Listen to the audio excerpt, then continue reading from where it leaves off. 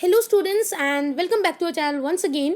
In today's video we are going to discuss about 30 plus most important MCQ of your chapter environmental issues. Now हमारा mission है कि हम NEET AIIMS और जिपमर जैसे बड़े medical entrance examinations के अंदर सबसे इम्पॉर्टेंट सब्जेक्ट बायोलॉजी में फुल मार्क्स स्कोर करें. Now if you want to score full marks in biology you have to practise more and more questions. Now in सभी questions को प्रैक्टिस करने के लिए हमने आपका काम आसान कर दिया है और आपके लिए बनाकर लाए हैं कुछ इंपॉर्टेंट क्वेश्चंस की वीडियोस. नाउ अगर आप मेरे चैनल पर पहली बार ये वीडियो देख रहे हो तो आप लोगों को बताना चाहूँगी कि वो जो नीचे रेड कलर का बटन है उसे दबाकर आप सब्सक्राइब हो जाइए, बिकॉज आगे ऐसे ही कई वीडियोस आपको मिलने वाली हैं और जिपमर तक आपको डेली क्वेश्चन एंड आंसर्स की वीडियोस मिलेंगी. आपको क्वेश्चंस प्रैक्टिस कराए जाएंगे और अगर आपने इससे पहले की वीडियोस नहीं देखी हैं तो डिस्क्रिप्शन बॉक्स के अंदर प्लेलिस्ट का लिंक ऑलरेडी गिवन है, आप जाकर उसे चेकआउट कर सकते हैं. ओके, सो ये सभी वो क्वेश्चंस हैं गाइस जो एग्जाम में पूछे जा सकते हैं. आपको एग्जामिनेशन के अंदर ना इन क्वेश्चंस को छोड़े बिना नहीं जाना है, बिकॉज सभी क्वेश्चंस प्रीवियस ईयर एमसीक्यूज हैं और प्रीवियस ईयर एमसीक्यूज करने से आपको बहुत ज़्यादा फायदा होता है. और मेन फायदे तो यही हैं कि आपको एग्जाम का पैटर्न समझ में आता है, एक पर्टिकुलर सिंगल कॉन्सेप्ट से कितने वेराइटीज ऑफ क्वेश्चन क्रिएट हो सकते हैं, फ्रेम हो सकते हैं, वो भी आपको इन पर्टिकुलर क्वेश्चन से समझ में आ जाता है. तो चलिए यहाँ पर हम शुरू करते हैं हमारे पहले क्वेश्चन से. Which of the following in sewage treatment remove suspended solid? Option number A tertiary treatment, B secondary treatment, C primary treatment या फिर डी स्लज ट्रीटमेंट. तो इनमें से कौन सी वो सीवेज ट्रीटमेंट की स्टेज है जिसमें कि जो आपके सॉलिड्स हैं उनको रिमूव किया जाता है? It was a question of NEET 2017 and the correct option here is option number C, primary treatment. अगर आपका ये ऑप्शन सही है तो अपने आप को +4 मार्क्स दीजिए और अगर गलत है तो -1 की मार्किंग टोटल मार्क्स में से ज़रूर कर लीजिए. नेक्स्ट हम चलते हैं. Which one of the following statement is not valid for aerosols? ना एरोसोल्स के लिए इनमें से कौन सी स्टेटमेंट जो है वो वैलिड नहीं है, यानी कि रॉन्ग है उसके रिस्पेक्टिव में? ये हमारा क्वेश्चन है नीट 2017 का. Option number A, they are harmful to human health, B they alter rainfall and monsoon patterns, C they cause increased agricultural productivity या फिर D they have negative impact on agricultural land. And the correct option here is the statement which is wrong about aerosol is option number C, they cause increased agricultural productivity. Okay. Next हम चलते हैं. The highest DDT concentration in aquatic food chains shell occur in option number A, crab, B, eel, C, phytoplankton या फिर D, seagull.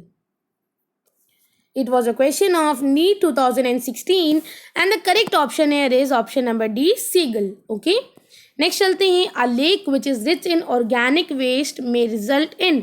एक ऐसी lake जिसके अंदर organic waste काफ़ी ज़्यादा अमाउंट में प्रेजेंट है तो उसके अंदर आखिरी में रिजल्ट क्या आएगा? ऑप्शन नंबर ए, उसके अंदर जो पॉपुलेशन होगी फिश की वो इंक्रीज हो जाएगी due to lots of nutrients, B mortality of fish due to lack of oxygen, C increased population of aquatic organism due to minerals या फिर D drying of the lake due to algal bloom. तो ऐसी एक lake जहाँ पर organic waste बहुत ज़्यादा है तो वहाँ पर आगे चलकर कंडीशन क्या हो सकती है? It was a question of NEET 2016 and the correct option here is option number B, mortality of fish due to lack of oxygen. जब ऑक्सीजन ही नहीं ज़्यादा होगी तो जो फिश हैं वो मरनी शुरू हो जाएंगी. ओके. नेक्स्ट है BOD which is biochemical oxygen demand may not be a good index for pollution for water bodies receiving effluents from. It was a question of NEET 2016. Option number A, petroleum industry, B sugar industry, C domestic sewage या फिर D dairy industry. And the correct option here is option number A, petroleum industry. Okay. Next है, which of the following are most suitable indicator of SO2 pollution in the environment? इनमें से क्या है जो कि आपके एयर पोल्यूशन को काफ़ी ज़्यादा दर्शाते हैं, एक इंडिकेटर का काम करते हैं इन्वायरमेंट के अंदर एयर पोल्यूशन का, SO2 पोल्यूशन का? Option number A fungi, B lichens, C conifers या फिर D algae. And the correct option here is option number B, lichen. ये आपका क्वेश्चन री AIPMT 2015 का है। देखिए जहाँ पर आपके लाइकन होंगे वो यहाँ पर ये इंडिकेट करेंगे कि यहाँ पर एयर पॉल्यूशन नहीं है, और जहाँ पर आपके लाइकन्स नहीं होंगे, जहाँ से लाइकन ख़त्म हो जाएंगे, जहाँ पर लाइकन की जो मात्रा है वो कम होनी शुरू हो जाएगी, इसका मतलब कि उस पर्टिकुलर एरिया के अंदर एयर पॉल्यूशन इंक्रीज हो रहा है। ओके, नेक्स्ट है increase in concentration of the toxicant at successive tropic level is known as option number A, biogeochemical cycling, B, biomagnification, C, biodeterioration या फिर D, biotransformation। It was a question of the AIPMT 2015 and the correct option here is option number B, biomagnification। Okay, next acid rain is caused by increase in the atmospheric concentration of। now जो आपकी acid rain है वो किसकी वजह से होती है? Atmospheric के अंदर, यानी कि एटमॉस्फेयर के अंदर किस पर्टिकुलर चीज़ की जो कंसंट्रेशन है, ठीक है, जो लेवल है वो इंक्रीज हो जाता है। Option number A O3 and dust, B SO2 and NO2, C SO3 and CO, D CO2 and CO। It was a question of the AIPMT 2015 and the correct option here is option number B, SO2 and NO2। आपकी acid rain जब भी होती है जब आपकी atmosphere के अंदर SO2 और NO2 की कंसंट्रेशन काफ़ी ज़्यादा इंक्रीज हो जाती है। नेक्स्ट है eutrophication of water bodies leading to killing of fishes is mainly due to non availability of। ठीक है, यहाँ पर वाटर बॉडीज़ के अंदर आपकी क्या होता है, फिशेस मरनी शुरू हो जाती हैं। ठीक है, और ऐसा क्यों होता है? Due to non availability of, यानी कि कौन सी चीज़ वहाँ पर अवेलेबल नहीं होती जिसकी वजह से जो वाटर बॉडीज़ के अंदर फिशेस जो हैं वो ख़त्म होनी, मरनी शुरू हो जाती हैं। Okay, option number A oxygen, B food, C light या फिर D essential mineral. And the correct option here is option number A oxygen. जब ऑक्सीजन ही नहीं अवेलेबल होगा, low amount of oxygen present होगा, तो यहाँ पर फिशेज जो हैं वो मरनी शुरू हो जाएंगी। ये हमारा क्वेश्चन था री AIPMT 2015 का। नेक्स्ट है the air prevention and control of pollution act came into force in. Option number A 1975, B 1981, C 1985 या डी 1990। ये हमारा क्वेश्चन है नीट 2013 का ना। इसके अंदर आपसे पूछा गया है कि आपका air prevention and control of pollution act कब इंट्रोड्यूस किया गया था? And the correct option here is option number be in 1981। ठीक है, आपका air prevention and control of pollution act 1981 के अंदर इंट्रोड्यूस किया गया था। आपका एनवायरमेंटल प्रोटेक्शन एक्ट 1986 के अंदर आया था और आपका water prevention and control of pollution act 1974 के अंदर इंट्रोड्यूस हुआ था। ठीक है, नेक्स्ट चलते हैं। Global warming can be controlled by, wait a second, NEET 2013 का आपका क्वेश्चन है। Option number A reducing deforestation, cutting down use of fossil fuel, B reducing reforestation, increasing the use of fossil fuel, C है increasing deforestation, slowing down the growth of human population, D है हमारा increasing deforestation, reducing efficiency of energy usage. So हमारी जो global warming है उसको कैसे हम control कर सकते हैं? And the correct option here is option number A by reducing deforestation, यानी कि हमें डिफॉरेस्टेशन कम करना चाहिए, पेड़ों को कम काटना चाहिए, और जो हमारे यूज़ है फॉसिल फ्यूल को जितना हम यूज़ करते हैं उसके यूज़ को कम करना। ठीक है, ज़्यादा उसे यूज़ ना करना, तो हम ग्लोबल वार्मिंग को मतलब कंट्रोल कर सकते हैं, नॉट बचा सकते हैं, उसको कंट्रोल कर सकते हैं। नेक्स्ट है Kyoto protocol was endorsed at. Option number A COP3, COP5, COP6, COP4। And the correct option here is option number A COP3। Now chlorofluorocarbon are responsible for. Option number A acid rain, B ozone layer depletion, C है हमारा यहाँ पर global warming, या फिर D thermal inversion. ना आपकी जो chlorofluorocarbon है वो किस पर्टिकुलर चीज़ के लिए रिस्पॉन्सिबल है? Option number A acid rain, ozone layer depletion, global warming, thermal inversion. And the correct option here is option number B, ozone layer depletion. जो आपकी ओजोन लेयर के अंदर आप बोलते हो एक होल हो चुका है और ओजोन लेयर वहाँ पर काफ़ी ज़्यादा डिप्लीट हो रही है। वो किसकी वजह से हो रही है? वो हो रही है क्लोरोफ्लोरोकार्बन्स की वजह से। ठीक है, जो हमारी एसी वगैरह हम यूज़ करते हैं उसके अंदर से भी यही निकलती है, रेफ्रिजरेटर्स की गैस के अंदर से भी क्लोरोफ्लोरोकार्बन्स ही निकलते हैं, तो उसकी वजह से हमारी जो ओजोन लेयर है वो डिप्लीट हो रही है। नेक्स्ट है appropriate measures to reduce overall greenhouse gas emission are commitments of option number A Kyoto protocol, B Montreal protocol, C environment act या फिर D earth summit. And the correct option here is option number A Kyoto protocol. Now आपको Kyoto protocol का basic function भी पता चल गया है कि वो काम क्या करते हैं। ओके, नाउ 15th क्वेश्चन है spraying of DDT produces pollution of option number A air, B air and water, C air and soil या फिर D air water and soil. अगर हम डीडीटी को स्प्रे करते हैं तो उसकी वजह से कौन सा पॉल्यूशन होता है?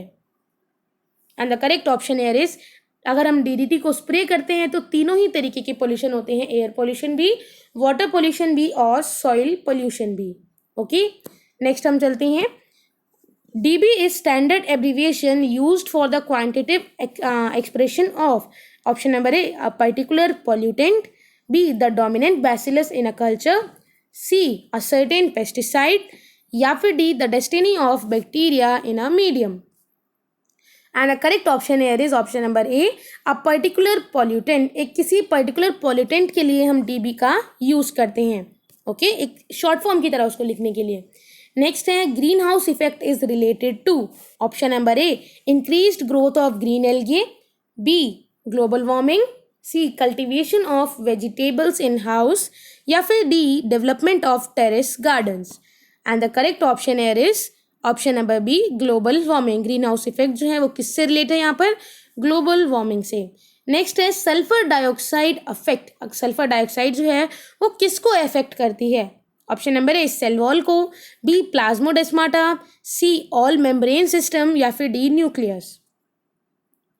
And the correct option here is जितने भी मेम्ब्रेन सिस्टम्स होते हैं सेल के या किसी भी पर्टिकुलर चीज़ के, उसके मेम्ब्रेन सिस्टम्स को कौन इफेक्ट करता है?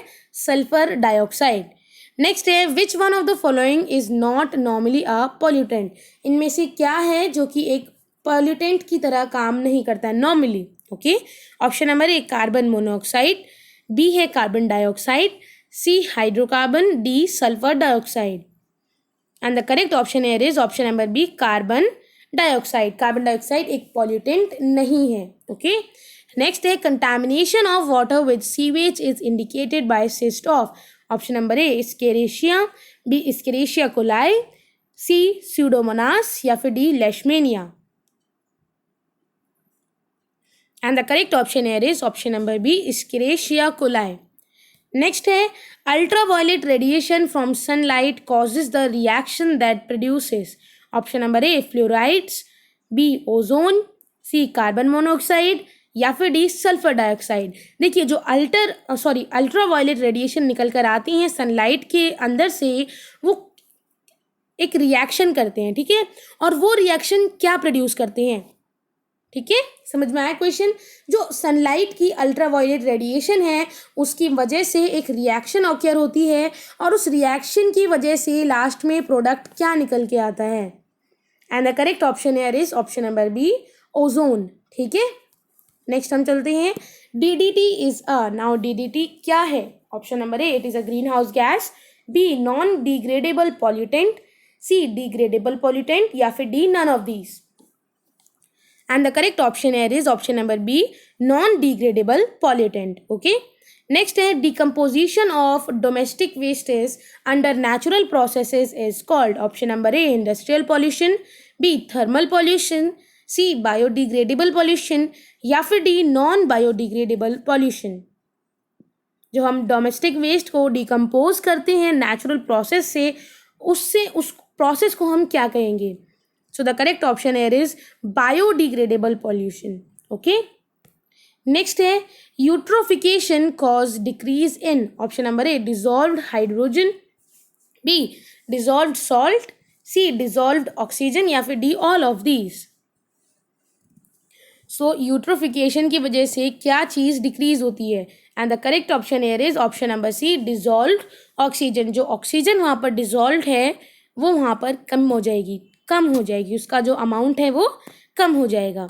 नेक्स्ट है Escherichia coli used as an indicator organism to determine pollution of water with option number A, industrial effluents, B, heavy metals, C, pollen of aquatic plants या फिर D, fecal matter.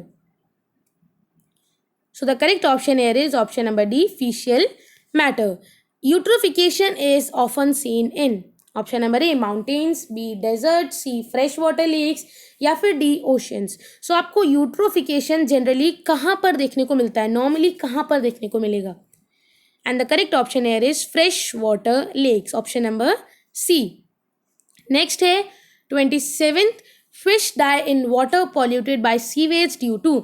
Now वो पानी जहाँ पर sewage का पानी जा रहा है, ठीक है, सीवेज के सारे माइक्रोब्स वगैरह एंड ऑल सब जा रहे हैं, तो वहाँ पर जो फिश हैं वो मर रही हैं ना। वो मर किसकी वजह से रही हैं आपको ये बताना है। Option number A, pathogen, B, reduction in O2, C, clogging of gills by slit and D है foul smell. So the correct option here is option number B, reduction in O2। Why? Because sewage के अंदर जो microbes हैं वो भी पानी के अंदर एंटर हो रहे हैं, और पानी के अंदर जो ऑक्सीजन है उस ऑक्सीजन को वहाँ पर कंपटीशन हो रहा है बिटवीन द पर्टिकुलर ऑर्गेनिज्म यानी कि आपके फिश एंड द माइक्रोब्स, और उस कंपटीशन की वजह से ज़्यादातर फिशेस को नहीं मिल पा रहा है O2, क्योंकि जो हमारे माइक्रोब्स हैं वो ऑक्सीजन को यूज़ कर ले रहे हैं, तो उसकी वजह से जब हमारी जो फिश हैं वो मरनी शुरू हो जाएंगी। तो यहाँ पर यही आपका रीज़न है कि फ़िश जो है वो मरनी शुरू हो जाती हैं ऐसे पानी के अंदर जहाँ पर सीवेज ऑलरेडी पॉल्यूट कर रहा है पानी को। तो वो किस वजह से मरती हैं? वो मरती हैं क्योंकि वहाँ पर ऑक्सीजन की मात्रा कम हो जाती है। और क्यों होती है ये आप देख चुके हो। नेक्स्ट है fluoride pollution mainly affect option number A, brain, B, teeth, C, heart या फिर D, kidney. And the correct option here is option number B, teeth. जो फ्लोराइड पॉल्यूशन है वो किसको इफेक्ट करता है? हमारे टीथ को। नेक्स्ट है gas leaked during Bhopal tragedy was. ठीक है, भोपाल के अंदर एक ट्रेजेडी हुई थी जिसके अंदर कौन सी गैस लीक हुई थी? Option number A, ethyl isothiocyanate, B, sodium isothiocyanate, C, potassium isothiocyanate या फिर D, methyl isocyanate. And the correct option here is option number D, methyl isocyanate. Next है हमारा 30 question, global agreement in specific control strategies to reduce the release of ozone depleting substance was adopted by. And the correct option here is option number C, the Montreal protocol, C option. ठीक है, next है greenhouse effect is caused by. Option number A, green plant, B, infrared rays, C, UV rays या फिर D, x raise. जो आपका green house effect है वो किसकी वजह से होता है? And the correct option here is option number B, through infrared rays. Okay, next है which of the following pollution forms heat island. Option number A, water, B, air, C, land या फिर डी, नन ऑफ दीज। तो एक heat island कौन सा particular pollution create करता है? And the correct option here is option number B, air. ठीक है, जब एयर ही यहाँ पर काफ़ी ज़्यादा टेम्परेचर एयर का बढ़ा हुआ होगा तो उसकी वजह से वो हीट आइलैंड क्रिएट हो सकता है। नेक्स्ट है लास्ट हमारा question, increase in the concentration of pollutants in higher trophic level is known as. Option number A, biomagnification, B, biodegradation, C, eutrophication या फिर डी, रिसाइकलिंग। ठीक है, तो जब हमारा किसी भी पर्टिकुलर पॉल्यूटेंट की कंसेंट्रेशन बढ़ जाती है एक ट्रॉपिक लेवल के अंदर तो वो किस तरीके से रिजल्ट आता है आपका? And the correct option here is option number A, bio magnification के रूप में। ठीक है, सो गाइज इसी के साथ मैंने अपने सारे 30+ MCQs of environmental issue chapter complete कर लिए हैं। अगर आपको वीडियो पसंद आई हो तो प्लीज़ इस वीडियो को लाइक ज़रूर करना, थम्स अप देना। अगर चैनल पर न्यू हो, आप अब तक सब्सक्राइब नहीं किया है तो प्लीज़ वो जो रेड कलर का सब्सक्राइब का बटन होगा उसको प्लीज़ क्लिक कर दो, आप सब्सक्राइब हो जाओगे चैनल से। और उसके बाद जो वो बेल आइकन आपके सामने आता है उसको ज़रूर दबाइएगा, ठीक है, ताकि आपको आगे आने वाली नोटिफिकेशन ज़रूर मिलती रहे सभी वीडियोस की। सो चलिए मिलते हैं नेक्स्ट वीडियो के अंदर, तब तक के लिए have a good day, bye bye.